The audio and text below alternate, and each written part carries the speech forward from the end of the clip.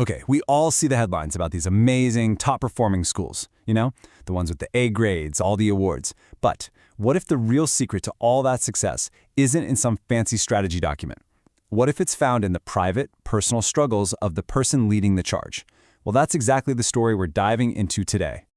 So our story starts in a place called Florence, Alabama. And from the outside looking in, Florence City Schools seems like, well, the perfect district. I mean, it's the kind of place that's constantly winning awards, being held up as a shining example of what public education can be. But here's the thing. This story, it's not just about the test scores and the trophies you see on the shelf. It's really about the private journey of the leader behind all that public success. A journey that, honestly, shows us that the real hard work often happens way before the first school bell even rings. All right, so first things first. Let's just look at the public record. Let's establish what makes Florence City Schools look so darn successful on paper. What are we actually talking about here? Well, it really starts with this. A solid A on their state report card back in 2019. A score of 90. That puts them right up there in the top tier, and it signals some serious academic achievement across the whole district. And that academic success, it translates directly into real futures for these students. Get this, around that same time, just one single graduating class earned over $7.6 million in scholarships. I mean, a number like that, it just speaks volumes about how well the district is preparing its kids for whatever comes next. And believe me, the list of awards just keeps on going. We're talking an Alabama Teacher of the Year, multiple Sweet 16 finalists, a National Outstanding Assistant Principal, even the largest internship program in the whole state. So you see, this isn't just one person or one school doing well. This is a whole culture of excellence. So, the big question, right? How did they do it? Well, part of the answer lies in a really specific and maybe even a little unconventional philosophy they have about data. Okay, and this is where things get really interesting. See, for them, data isn't just about test scores. Nope, it's any useful piece of information that can help a teacher make the best decision about what to do next in their instruction. It's a way broader, more dynamic definition than what most school districts are using.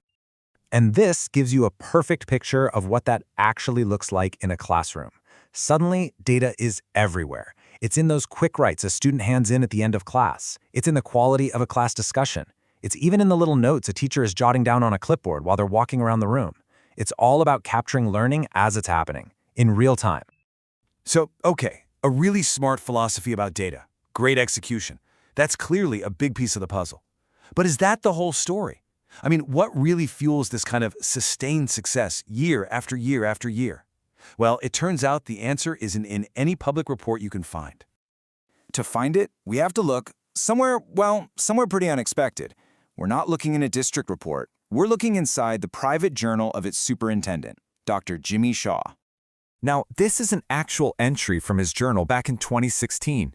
It's raw, it's incredibly vulnerable, and honestly, it completely reframes the entire story.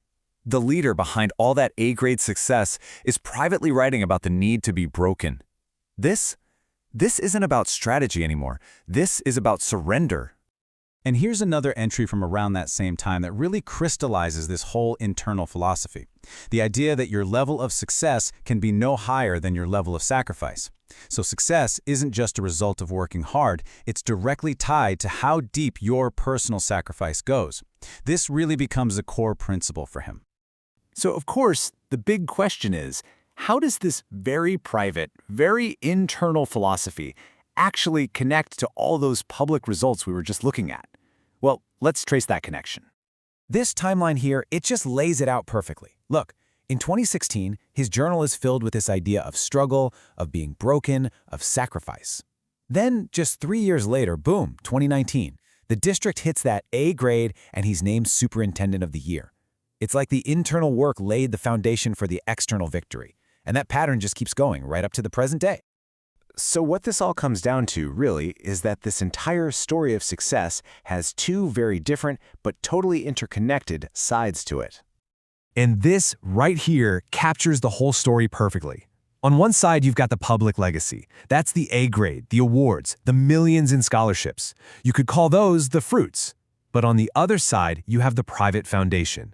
These are the roots of that success. A belief in being broken first, a deep commitment to sacrifice, a practice of self-assessment, and the key insight, The big takeaway is that you just can't have one without the other. And all of this leaves us with a really powerful final thought, a final question. In a world that is completely obsessed with metrics and data, Florence City Schools found success by, broadening its definition of data.